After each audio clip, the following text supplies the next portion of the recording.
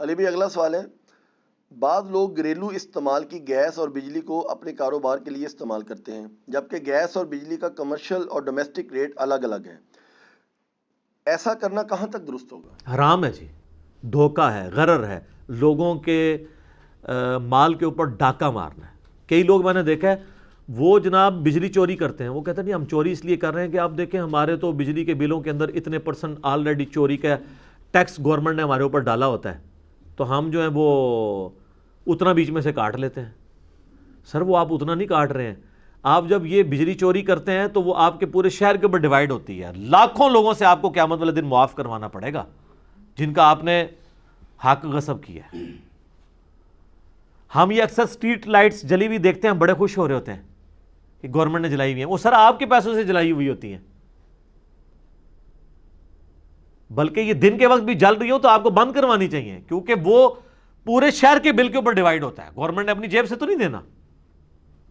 اسی طریقے سے کمرشل ریٹ آپ کو پتا ہے یونٹ جو ہے وہ مہنگا ہے، تو لوگ کیا کرتے ہیں کہ گھر میں یعنی چیزیں وہ بنا لیتے ہیں گھر والے گیس یا بجلی کے میٹر کے اوپر اور جا کے اسے باہر بیچتے ہیں۔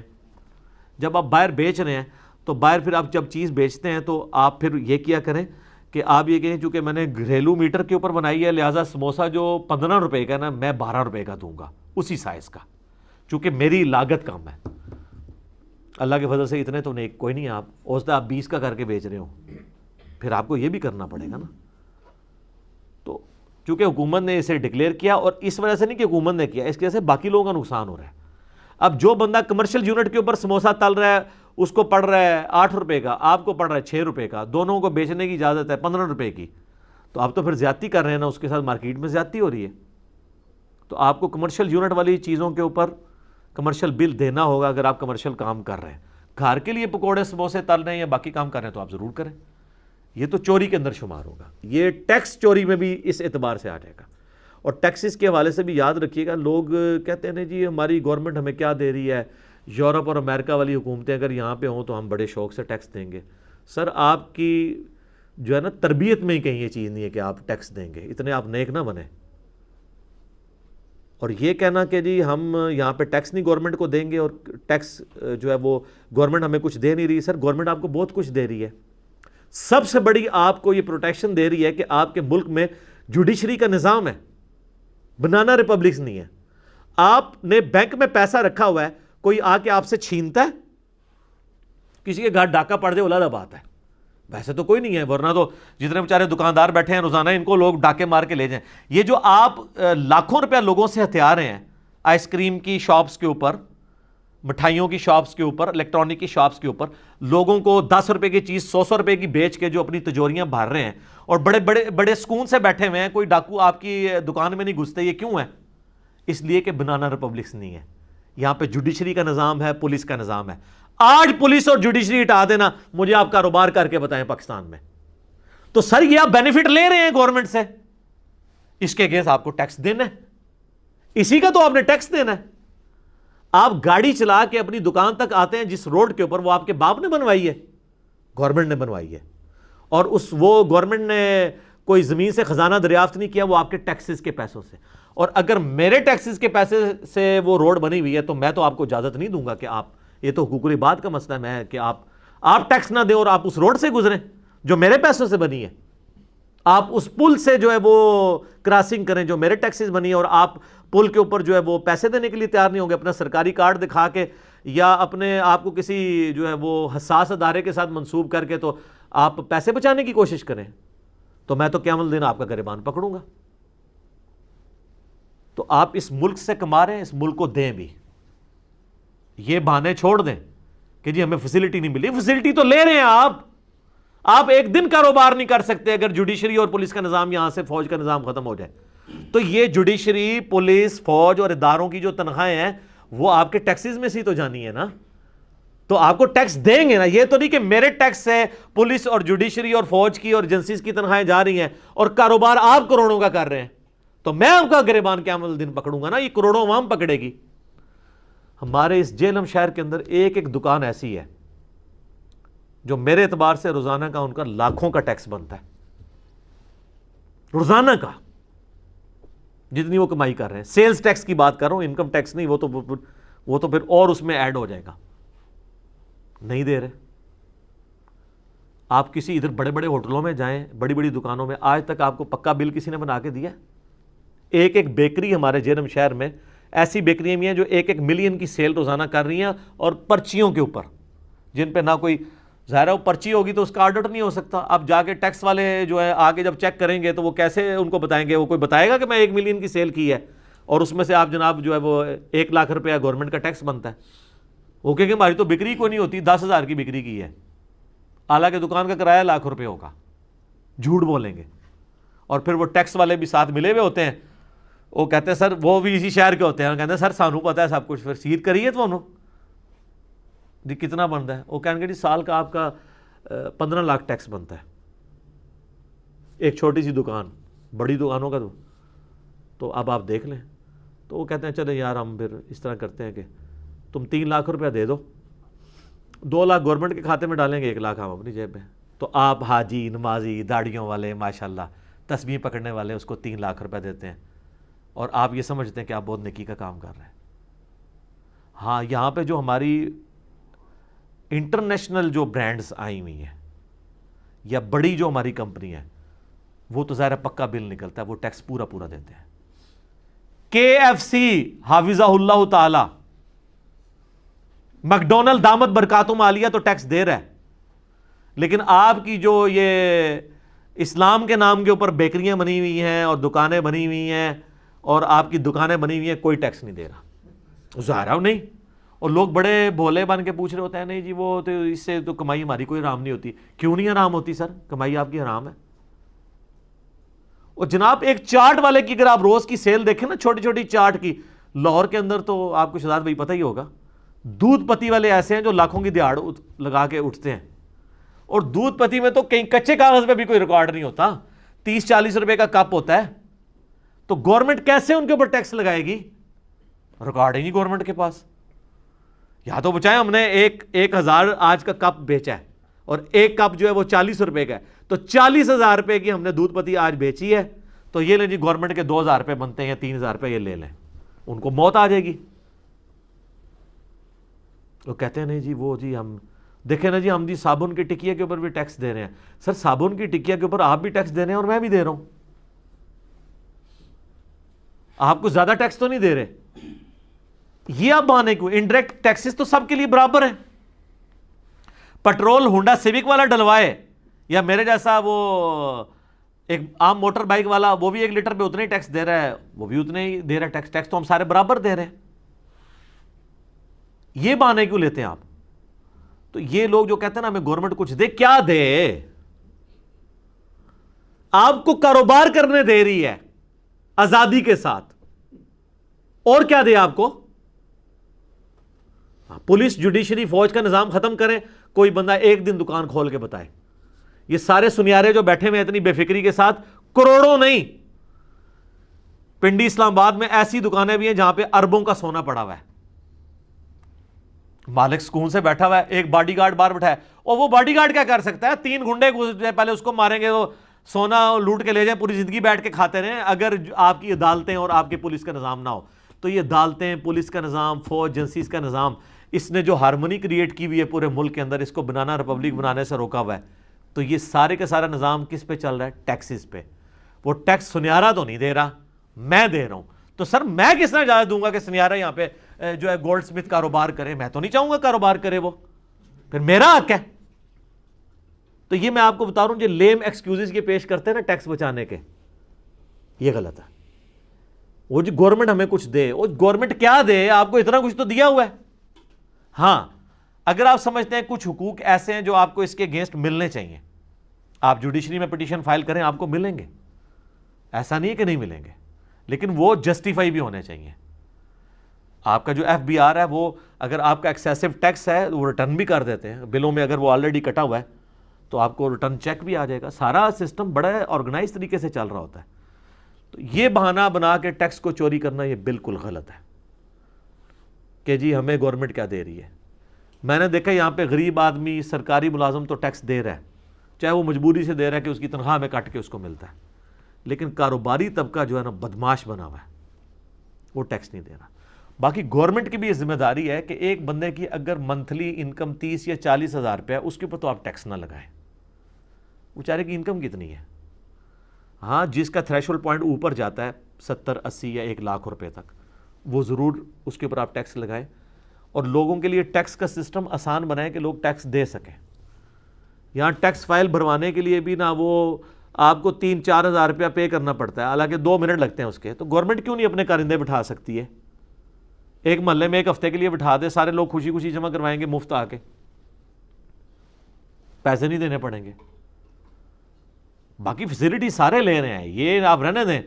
مجھے بتائیں, آپ سول ہاسپٹل میں جاتے ہیں, میرے تو بچوں کے ساتھ کبھی بھی اونچی نیچی بن جائے, یہ کرونا کی وجہ سے تو اب ہم نے وہاں جانا بند کیا ہوا ہے, ادروائز سب سے بیسٹ ہاسپٹلز جو ہیں وہ گورنمنٹ کے ہیں. آپ کو کچھ زخم لگ جائے بڑا جس پہ ٹانکا لگانا پڑ جائے, آپ عام پرائیویٹ ہاسپٹل میں لے جائیں, وہاں تو ایکسپرٹ اویلیبل نہیں ہوتے ہیں. لیکن گورنمنٹ کے ہاسپٹلز کے اندر وہ روزانہ ہزاروں ٹانکے لگا رہے ہوتے ہیں, وہ اتنے ایکسپرٹ ہوتے ہیں کہ وہ عام پرائیویٹ ہاسپٹل میں تو کبھی کوئی کیس آتا ہے, آپ سیدھا سول ہاسپٹل اٹھا کے لے جائیں, ایمرجنسی کے اندر جائیں, وہ آپ کو صحیح طریقے سے ٹریٹ کریں گے. آپ کو جناب وہ آج کل تو وہ 5 روپے یا 10 روپے کی وہ برکت کے لیے پرچی بنتی ہے, ٹھیک ہے, اس کے اگینسٹ آپ فری علاج کرائیں. اور اگر خدا نخواستہ ایڈمٹ ہونا پڑتا ہے 24 گھنٹے وہاں پہ اے سی چل رہا ہے سول ہاسپٹل کے اندر, آپ چلے جائیں. جن دنوں میں یہاں لوڈ شیڈنگ عروج پہ تھی, وہاں پہ پھر بھی لوڈ شیڈنگ اس اعتبار سے نہیں ہوتی تھی کہ انہوں نے بڑے بڑے اپنے جنریٹر لگائے ہوئے تھے. تو سر گورنمنٹ آپ کو کیا دے گی؟ سارا کچھ ٹیکسز کے پیسے سے ہی ہو رہا ہے نا. اگر آپ نہیں دیں گے, اور آپ مثالیں دیتے ہیں یورپ اور امریکہ کی, جی وہاں پہ لوگ اتنا کچھ گورنمنٹ دیتی ہے. سر آپ کو پتا ہے پھر اگر گورنمنٹ وہاں دے رہی ہے وہ تو ٹیکس آپ سوچ بھی نہیں سکتے. 100 روپے کے اوپر 40 روپے وہ ٹیکس لیتے ہیں. آپ کے تو کانوں سے دھواں نکل جائے گا کہ آپ 100 روپے پہ 40 روپے ٹیکس دیں, اور وہ بھی ڈائریکٹ ٹیکس ہے. ہاں جی, ہاں ڈائریکٹ.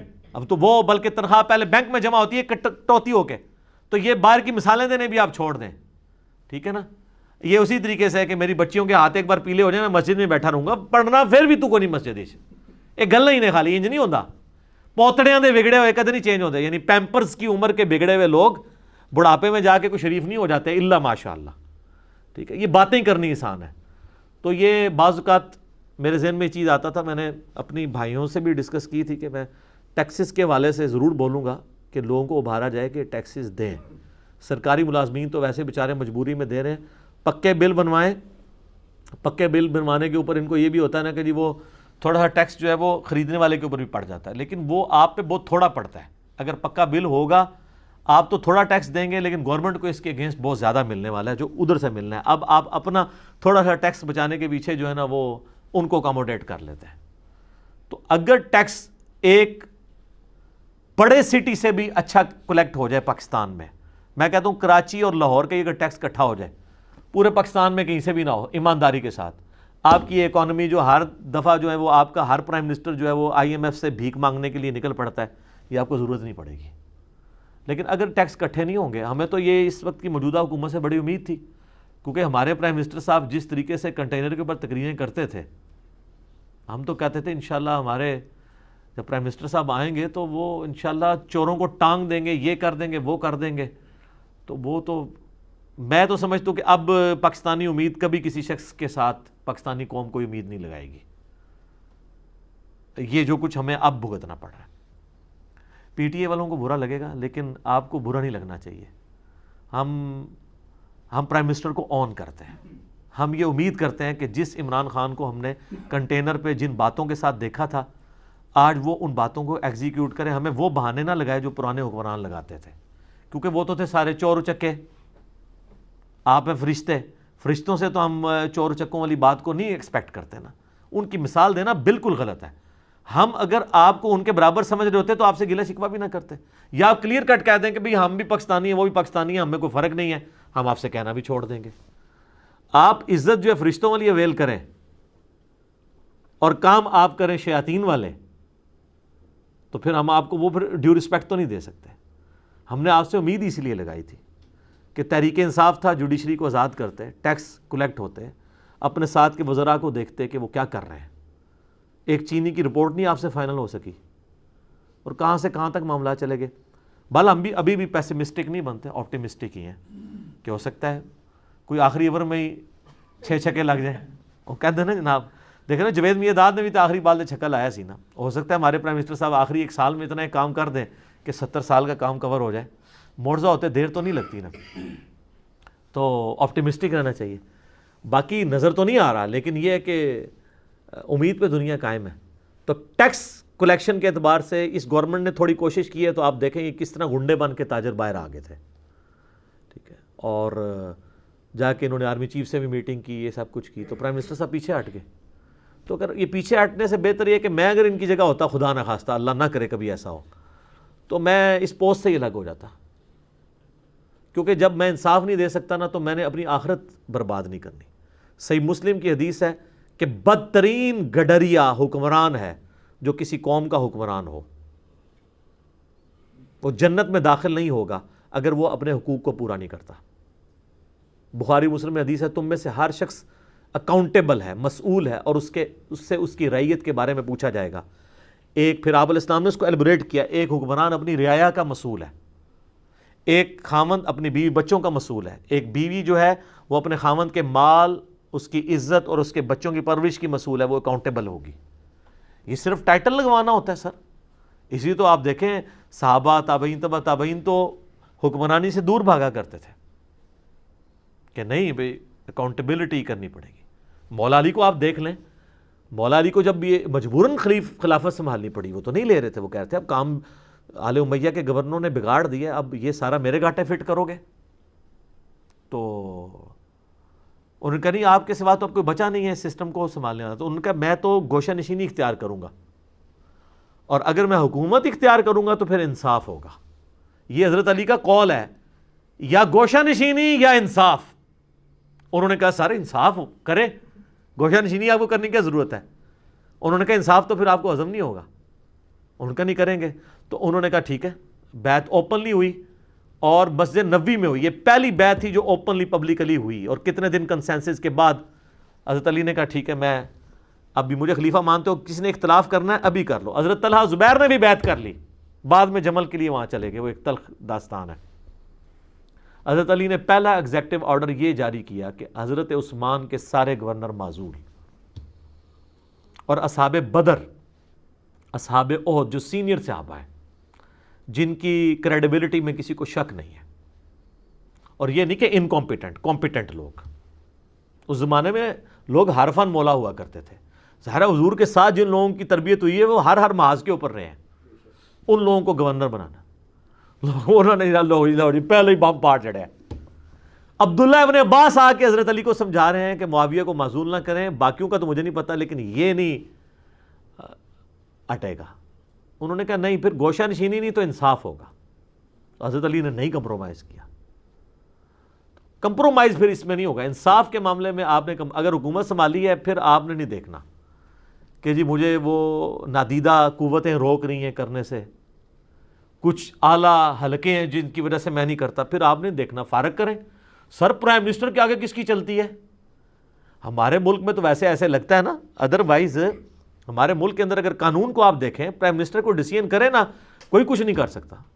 وہ آج ڈیسیژن کر دے کہ میں یہ سارے جتنے ایجنسیوں کے چیف ہیں اور آرمی کے, نیوی کے ایئر چیف, ایک دن میں ایک کاغذ کے اوپر وہ نئے لگا دے, اس کو کوئی نہیں پوچھ سکتا.